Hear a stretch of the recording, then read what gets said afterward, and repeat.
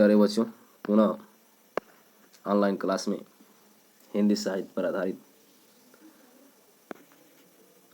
ऋतुपद काव्य के प्रश्न लेकर के उपस्थित हैं। कल के वीडियो के आगे प्रश्न नंबर 103 से हम देखेंगे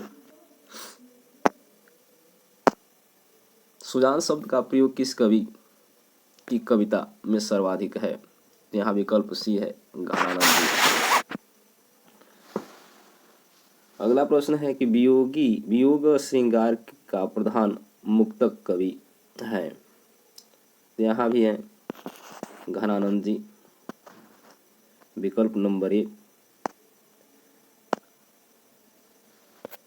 घनानंद स्वच्छंद काव्य धारा के प्रमुख कवि हैं।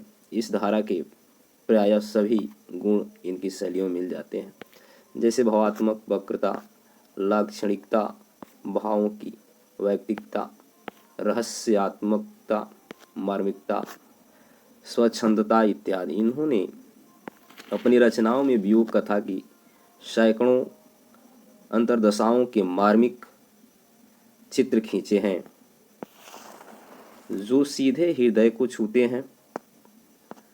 घनानंद को प्रेम की पीर का कवि भी कहा जाता है। इनके काव्य की प्रमुख विशेषताओं में आंतरिक अनुभूति तथा भावावेग भी है। घनानंद की कृतियां किस भाषा में हैं? तो यहाँ सी है, ब्रज भाषा में। घनानंद की कृतियां ब्रज भाषा में है। घनानंद के प्रमुख ग्रंथ सुजान सागर, विरह लीला, कोक सागर सार और रस केली वल्ली और कृपाकांड। घनानंद का जन्म 1689 ईस्वी के आसपास हुआ था और 1739 ईस्वी में ये नादिर शाह के सैनिकों द्वारा मारे गए। ये प्रेम की मस्ती विशेषतः वियोग श्रृंगार के कवि हैं। शुक्ल जी के अनुसार प्रेम मार्ग का एक ऐसा प्रवीण और धीर पथिक तथा जवादानी का ऐसा दावा रखने वाले ब्रज भाषा का दूसरा कवि नहीं हुआ। शुक्ल जी ने उन्हें लाक्षणिक मूर्तिमत्ता और प्रयोग वैचित्र्य का ऐसा कवि कहा है जैसे कवि उनके 250 वर्ष बाद छायावाद काल में प्रकट हुए। अगला प्रश्न है कि कोकसार किसकी रचना है?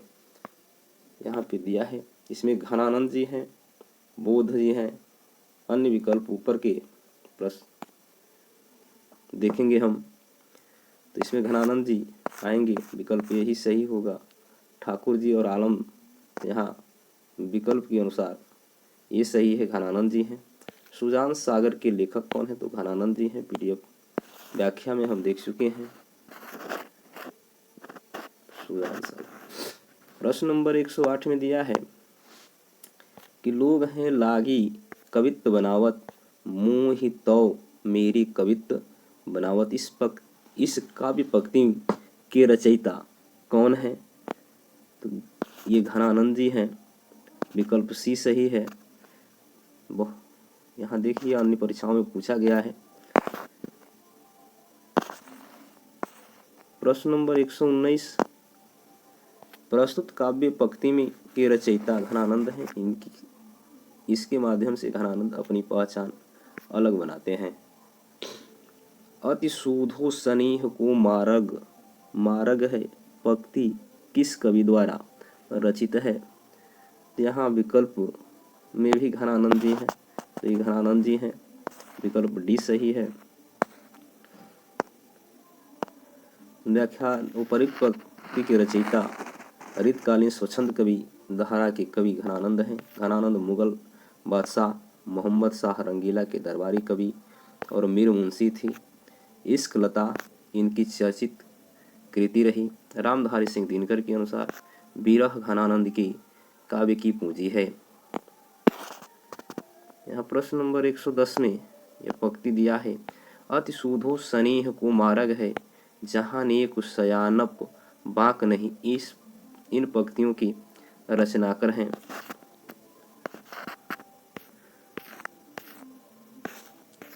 यहाँ विकल्प में देखिए, विकल्प में मतीराम जी हैं, चिंतामणि, घनानंद, बिहारी लाल। तो यहाँ सी विकल्प सही है, घनानंद जी हैं। अगला प्रश्न है 111। सीख लीनो मिन मृग खंजन कमल नयन, सीख लीनो जस औ प्रताप को कहानो है। ये पंक्ति किस कवि की है? तो ये पंक्ति ठाकुर जी की है। उपयुक्त पंक्ति की रचना मुक्त धारा के कवि ठाकुर ने कवि कर्म पर व्यंग करती कसती हुई कही है। प्रश्न नंबर 112।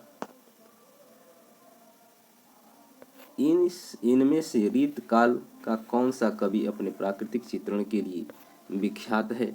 तो सेनापति जी हैं, विकल्प सी। आलंबन रूप में चित्रोपम प्रकृति चित्रण, जो कि व्यंग रूप में वातावरण का भी संकेत करता है, हिंदी साहित्य में सर्वप्रथम सेनापति ने किया। इन्होंने इसका वर्णन अपनी कृति कवित्त रत्नाकर में की है। प्रश्न नंबर 113। अमीय हलाहल मद भरे शीत श्याम रत नार, जियत मरत झुकी झुकी परत, जे ही चीतवत एक बार। कवि रसलीन द्वारा रचित यह दोहा उनकी किस कृति में संग्रहित है?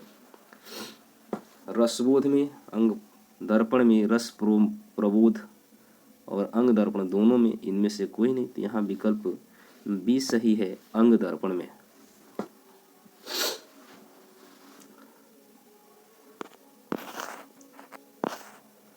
व्याख्या देख लेते हैं।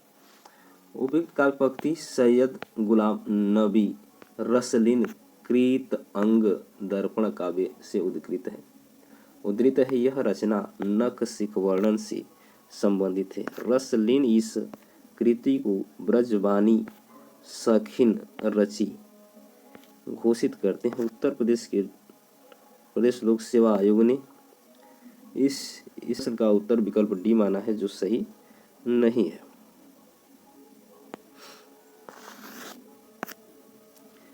प्रश्न नंबर 114। कवित्त रत्नाकर की रचनाकार हैं? तो यहाँ बी है, सेनापति। व्याख्या हम देख लेते हैं।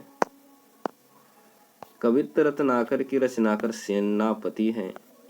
इसकी रचना ब्रज भाषा में विक्रम संवत 1706 में की गई है। अभी तक इनकी यही कृति प्राप्त हुई है। कुछ इतिहासकारों ने इनकी दूसरी कृति काव्य कल्पद्रुम भी मानी है, पर वह उपलब्ध नहीं है। कुछ लोग दोनों को एक ही ग्रंथ मानते हैं। अन्य महत्वपूर्ण जानकारी। कवित्त रत्नाकर की अंतर्गत सेनापति ने श्लेष अलंकार, श्रृंगार, षट ऋतु, रामायण और राम रसायन का वर्णन किया है। कवित्त रत्नाकर में 5 तरंगे और 394 छंद हैं। प्रश्न नंबर 115 दिया है। यह प्रेम का पंथ कराल महातरवार की धार पे धावना है। यह काव्य पंक्ति है। यह पंक्ति है बोध की। विकल्प डी सही है। यहाँ व्याख्या देख लेते हैं। उपयुक्त काव्य पंक्ति रीत काल की स्वच्छंद काव्य धारा यानी रीति मुक्त कवि की बोधा की है। इनका वास्तविक नाम बुद्धसेन है। इनकी प्रेयसी का नाम सुभान था। आचार्य रामचंद्र शुक्ल के अनुसार बोध एक रसोन्मत्त कवि थी। प्रेम की पीर की व्यंजना भी इन्होंने बड़ी मर्मस्पर्शनीय युक्ति से की है। बोध की रचना है विरह वारिस और इश्क नामा। प्रश्न नंबर 116 में दिया है। कवित्त रत्नाकर की रचयिता हैं तो सेनापति विकल्प बी है। कबीर रत्नाकर किस भाषा में रचित है, तो ऊपर हम लोग देख चुके हैं ब्रज भाषा में है, अर्थात ये विकल्प ये सही है। प्यारे बच्चों, आज के लिए इतना ही। आप लोग वीडियो को शेयर करें, चैनल को सब्सक्राइब करें और वीडियो को पूरा देखें, तभी इसका आनंद आपको मिल सकता है, इसका फायदा होगा। धन्यवाद।